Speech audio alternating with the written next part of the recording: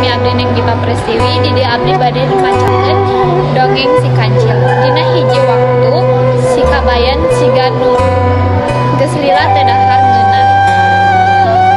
Anjeunna malah boga pangjurung dahar nikmat hayang aromatik dina saos kalapa kental hiji.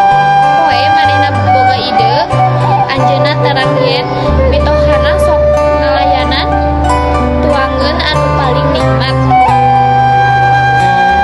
Nalika aya nu nganjang ka anjeunna, teras anjeunna nyamur janten haji nganggo jubah bodas, panutup rambut bodas, sareng sal bodas di talian.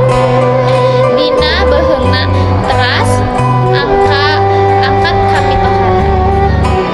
Sapartos mitoha si kabayan ningali aya tamu haji, anjeunna nitah istrina nyiapkeun lauk hayam.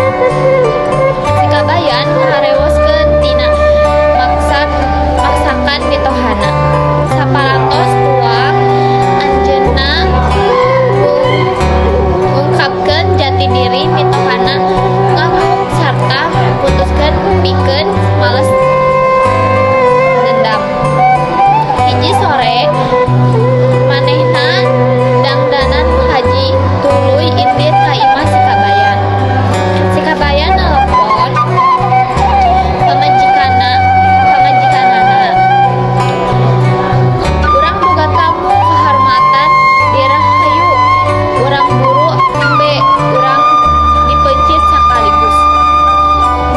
Embe, pamajikan si kabayan gageroan. Di mana anjeun ngarepkeun kuring meunang embe, urang teu boga embe.